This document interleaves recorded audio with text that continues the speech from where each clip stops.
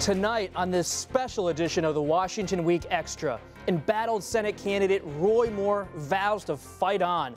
But how are Alabama voters responding? Plus, the fallout of sexual harassment allegations on Capitol Hill. I'm Robert Costa. All that next. This is the Washington Week Extra. Once again from Washington, moderator Robert Costa. Welcome to the Washington Week Extra. More than 500 miles from Capitol Hill, voters in Alabama are less than 2 weeks away from picking a new senator. It's just one race, but with a narrow Republican majority, it will have significant impact on President Trump's agenda. And it has become part of a national discussion of sexual harassment and power in Congress. Republican candidate Roy Moore, who has been accused by several women of inappropriate sexual behavior, denies the allegations and spoke out this week. This is simply dirty politics, and it's a sign of the immorality. It's a sign of the immorality of our time. To help explain this wild race, I'm joined by Michael Scherer from the Washington Post newsroom. Michael, you've made 3 reporting trips to Alabama in the last 2 months. And when you're on the ground there, what are voters saying in this closing chapter? What do they make of Judge Moore and his defiance in this closing stretch? It's really a divided electorate, and the most interesting segment of it is the one that's really struggling with these allegations. A lot of people find them very credible. They're Republican voters in a Republican state. They don't want to send a Democrat to Washington. They're pro-life. Doug Jones is pro-choice. And yet they feel torn because they have these political interests, and then they see the allegations, and they're trying to weigh these two different things. And that's really what will decide this election down the stretch. You know, people who maybe are not diehard Republicans, they're not diehard white evangelical voters who remain very much with Roy Moore, but are Republicans in the state who feel uneasy about electing Moore and may vote against their own party. We saw in the Virginia elections in November that the suburban voters are the key voters. Is that the same situation down in Alabama? The people in the suburbs of Birmingham and Mobile, are they the people who will sway this race? And Huntsville as well. Yeah, I think they are. And I would add to that women voters. You know, women voters have taken these allegations far more seriously in polls than men, and they tend to be breaking off at a higher rate. So I think that's the other group. You know, the other thing you have to look at is the African-American turnout. A significant portion of Democratic voters in that state are black. If they don't turn out for Doug Jones, that could decide this race as well. And then the last target group to look at is whether there's a group of Republicans who will never be able to vote for Jones because of his, abortion views and other views, but who choose to stay home. People, Roy Moore otherwise would have gotten to the polls, who he just doesn't get to the polls because they're sitting out this race because of the allegations. You mentioned Huntsville, and you think about Alabama right now in 2017. You have a business community there that's thriving. They're trying to bring big business into the state. And it makes me wonder how much of this race is about something more than Roy Moore versus Doug Jones. Is it about the identity of Alabama as a state? I think it is. You know, the biggest booming business in Alabama right now is federal contracting. NASA has big plants down there. The Defense Department does a lot of work down there. A lot of U.S. missiles are developed around the Huntsville area.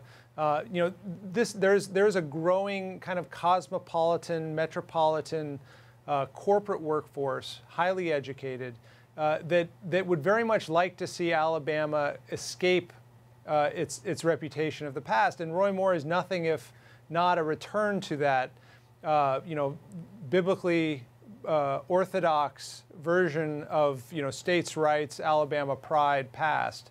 And so I think that's another thing that's being discussed here. Doug Jones' campaign is very much run on this idea that Alabama can turn the page on its own past, can go forward, into the future with a more gentle, more less combative approach to politics, to working with the rest of the country. And that is one of the things that's on the ballot. What about this battlefront in the Republican Civil War? You have Steve Bannon, the former White House chief strategist to President Trump. He'll be down there next week for a rally with Judge Moore. And you have Mitch McConnell, the majority leader. He's really wary of Judge Moore. And this seems to be the latest front of that unending, it seems, battle between those forces in the Republican Party. Yeah, and like many of these battles, it's a particularly ugly one. You know, the other factor here is that President Trump now, we found out, is going to be going down to hold a rally next week in Florida, but on the Panhandle, on the border with Alabama, so he'll get coverage in Alabama without actually going to Alabama. And the fact that he's sort of sided in the last couple weeks with Moore, not by re-endorsing Moore, but by saying we can't have a Democrat like Doug Jones in the Senate, he suggests that in that battle where the party is very divided here, you know, the president doesn't want to once again find himself on the wrong side of his own base and is taking a more cautious approach. I think if Moore wins this race and comes to Washington, it is going to be fascinating to watch how he tangles with McConnell. To this day, you know, Moore's biggest enemy on the stump are not Democrats. It's not, you know, the national media or you know, Northerners generally. It's specifically Mitch McConnell. That's the person he's running against as a Republican in Alabama. And when he comes to the Senate, Mitch McConnell will be his #1 enemy. McConnell may be his #1 enemy if he's elected, if Judge Moore wins the seat. But explain to me this, Michael, because there's an interesting dynamic here. You have McConnell, and I'm walking around the Capitol this week talking to Republican senators. They're very skittish about Judge Moore. Then when you're down in Alabama, Governor Kay Ivey, a Republican, she's sticking with Judge Moore. Alabama Republicans, including establishment Republicans on the ground, are sticking with him. Why is that?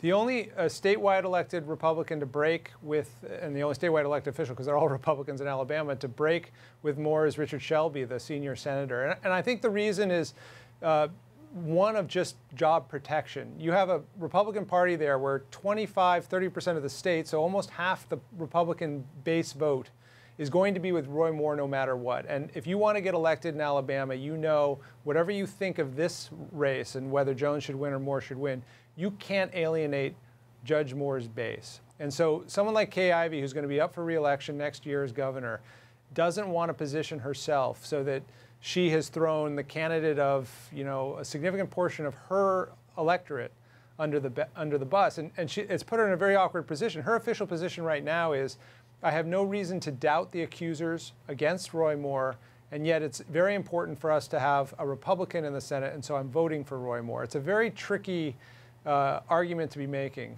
both to give credence to what are pretty horrific allegations against the judge, and on the other hand, saying I'm going to be voting for the judge. Where are the Democrats in all this? I was talking to Senator Joe Manchin of West Virginia this week, from a moderate Democrat from a southern state, and he said if I was Doug Jones, I wouldn't want the National Democratic Party getting involved. But there has to be some debate within Democratic ranks about that. Should they be putting more money, more of an effort into picking up a Senate seat in the Deep South?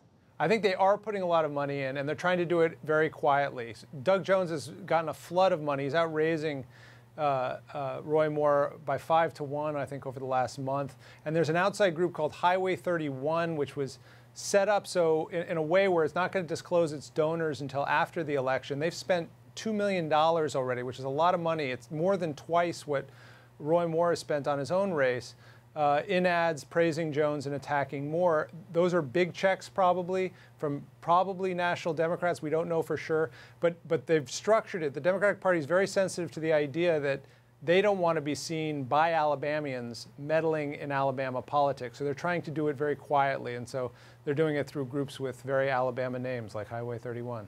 Whatever happens on December 12th, you can be sure Democrats and Republicans are going to do a lot of thinking about how this race played out. Did they do enough? Did they do the right thing politically? Michael Scherer, I feel like you're going to have a zip code soon in Alabama. You've been down there so often. Thank you so much for joining us. Thank you, Bob. Let's bring the conversation back to Washington, where many of Roy Moore's potential Republican colleagues in Congress have called on him to withdraw. I'm joined around the table by Shauna Thomas of Vice News, Alexis Simendinger of The Hill, and Jonathan Swan of Axios. Shauna, when you think about Doug Jones, the Democrat, if he has any chance of winning in deep red Alabama, he's going to have to get every Democratic coalition out to vote on December 12th. Yeah, and he's going to have to get people out to vote who would normally never vote in a special election. in December that a lot of people probably didn't necessarily register to vote for. But the big coalition that he has to try to get to show up, and that could, if they show up, swing the vote towards Doug Jones, is African Americans. There are enough registered African American voters who primarily do vote Democrat that he could take this race, especially since there are definitely some suburban white voters who are not totally sure about the Roy Moore situation. The thing is, one of my correspondents, Alex Jaffe, has spent a lot of time in Alabama in the last couple of months. She's down there right now. They're seeing African-American groups, they are seeing some African-American leadership in Alabama sort of take the reins and trying to organize around Doug Jones. What they weren't seeing until very recently was sort of a concerted effort from the Doug Jones campaign to actually organize this themselves. And one of the people they've talked to who's been trying to get out that vote has told them, you know, it's great that Doug Jones shows up, you know, in Selma and marches on a bridge, but then doesn't go to some of these other neighborhoods. And one told me one story about going to a barbershop, a primarily black barbershop down the street from Doug Jones' campaign headquarters, and people there were like, we don't know who Doug Jones is, he has not come in here. When you think about the White House and the dance they have to do politically, Jonathan, the president says he's not going down to Alabama, but he will do a rally next Friday night in Pensacola, Florida, about 50 miles away from Alabama. What does that tell you as a reporter about how the White House is handling this whole race? Well, it's they've had a very tough time because the president has been completely removed from the congressional leadership of his party, and frankly, a lot of the people inside the White House. When the Roy Moore story broke, the president, well, when it really broke, the president was in Asia, and the staff, he was asleep actually when the really bad story hit. And the staff were trying to figure out what to do. And they were trying to game out what Trump's reaction was going to be. And most of them instinctively were correct, which is that Trump saw a bit of himself in this situation, of his situation last year. And his instinct was not to come out and condemn him. But it's been mishandled just, it's eye-popping how mishandled it's been. I mean, the head of the Republican National Committee calls the president and tells him that she's going to pull all RNC resources and funding from this race. The president gives his blessing to that. She does so.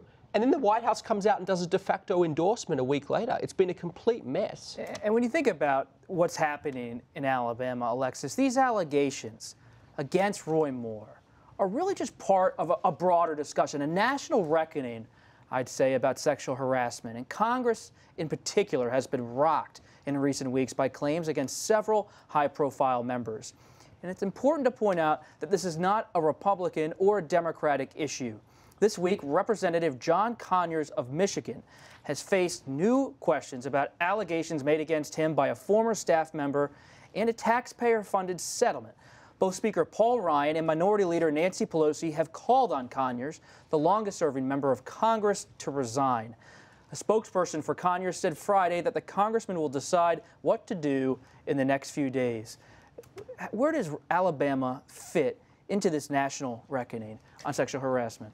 Well, you cannot imagine a situation in which the facts come in and make things more complicated than anticipating that Judge Moore, who has obviously been accused by multiple women, and including a woman who was a teenager, saying that he had unwanted sexual contact with her, that he could be coming into the Senate at the same time that Congress is also fighting off these stories in the Senate and the House and trying to rally around this concept that this is not a partisan issue and that Congress is going to improve its effort to be supportive of the victims of these kinds of unwanted either contacts or actual harassment. And that point about support, how they're going to support the victim, it has vexed both parties, Shauna. You listen, Paul Ryan, the House Speaker, is on NPR on Friday, and he's asked, what's the difference between Roy Moore's accusers and President Trump's accusers? And he gives kind of a non-answered. Minority Leader Pelosi, she's asked about John Conyers. She's asked about Al Franken. At first, she wavers a bit in her answer. Now she's calling him to step down. Why is the leadership in both parties struggling? I mean, I think this comes back to politics, basically, and that if you, as Nancy Pelosi, say on Meet the Press, hey, I think, until you've sort of gamed things out, especially with Congressman Conyers, hey, I think he should step down, and that happens, and you don't get any reciprocation from the Republican side when bad behavior comes out about them, then are you doing something that puts your party in jeopardy, and therefore maybe puts your ability to maybe take back the House of Representatives, maybe take back the Senate in jeopardy? It's principle versus politics. Well, and to that point, the president's advisor, Kellyanne Conway, was on TV saying, we need this vote, we need this vote, we need this Republican vote. A woman, right? And that did not go down too well. On Capitol Hill, what's interesting, too, is that lawmakers are not sure how many more of these cases are going to emerge. And at the Hill, we did an interview with Majority Leader Kevin McCarthy. And his description of the way that the House leadership should respond is zero tolerance. When we asked him, what is zero tolerance, you could tell that he was backing away, because in Congress, everyone has their own little company. What about revealing who the settlements were about? Exactly, and they have not settled how they're going to do that. And both the Speaker and the Majority Leader say, now we have to be protective of the victims. Not all the victims or the accusers want their identities to come out about the settlement. But remember, what we're talking about is taxpayer money. They know they have to figure out something to do with this. I mean, it is a scandal what's happening on Capitol Hill. It's like something out of a 1940s gentleman's club. I mean, this whole system is basically set up to protect the politician. Exactly. Everything's done behind clandestine. You know, it is. If you're an accused, if you're a victim of sexual harassment on Capitol Hill, you have to go through. It's barbaric, this process of appealing to this person and that person, and then at the end of it, we don't know what's happened. The lawmaker gets it's a protection racket for perpetrators, and it is the last in this world where we are seeing, you know, colliding, you know, consequences across all sorts of industries. It's the last bastion of no consequences so far. We see the private sector, people getting fired, losing their job. It is the last bastion of no consequences, and that has to change. And I think you pointed out, and you sort of said something similar, that there are these own small businesses, this idea that every congressional office in some ways makes its own rules, has its own reputation, has its own way of working, and everything in those offices, and I talked to a lot of former staffers about this and a couple of current staffers, everything's about protecting your member of Congress, right? And so that is even bigger than just sexual harassment. That is harassment. That is the way members of Congress sometimes treat their staff. And if you don't protect your member of Congress and something happens, or you come out and speak about something and they lose their job, then your whole office could lose their jobs. And when you think about that, that creates a situation where everybody is scared to say or do anything, but it also creates a situation where people can be harassed and maybe not take any consequences for it. About consequences, I want to come back to, you said you interviewed Kevin McCarthy, the Majority Leader, and you think about, he wants to change the culture, and there's now, thankfully, this idea that we're going to believe people when they speak up. We encourage people to speak up.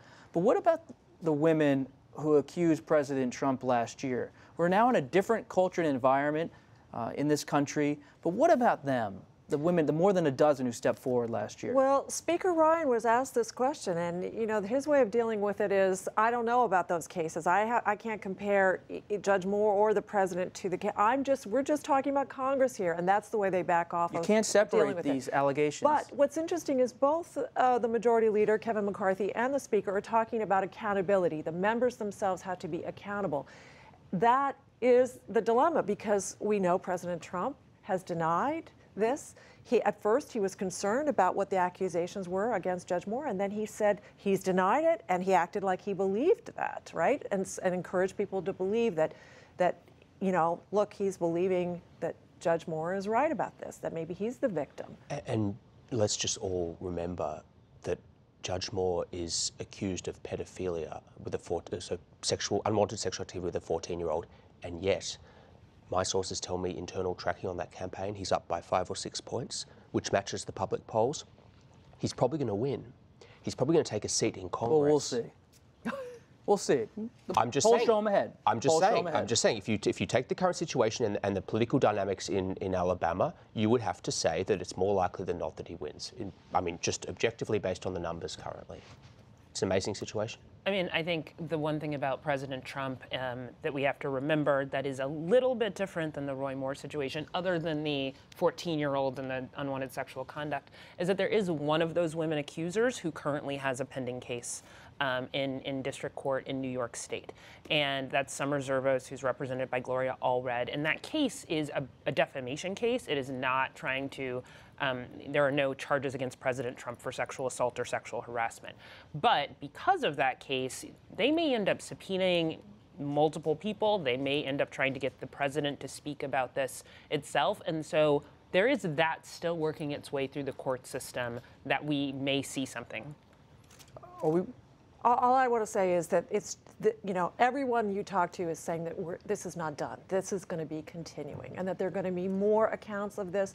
And we've seen that in other industries, and we're going to see that in politics. We've seen it in our own industry. We've seen it in our own industry, that is for sure. Yes. Every institution, every industry is now having more accountability. You see it in the media, people we know well, they're being held accountable. Politicians being held accountable. Senator Franken, Congressman Conyers, these legends of politics, these rising stars, all of them are being held accountable. The White House is pretty quiet. It's not a subject they want to talk about for very obvious reasons, which you alluded to before. The guy at the top. We're going to have to leave it there. Thanks, everybody, for joining us for this conversation. And thank you for watching the Washington Week Extra.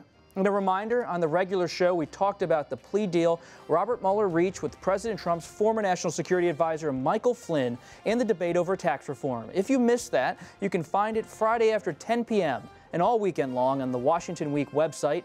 That's pbs.org/Washington Week.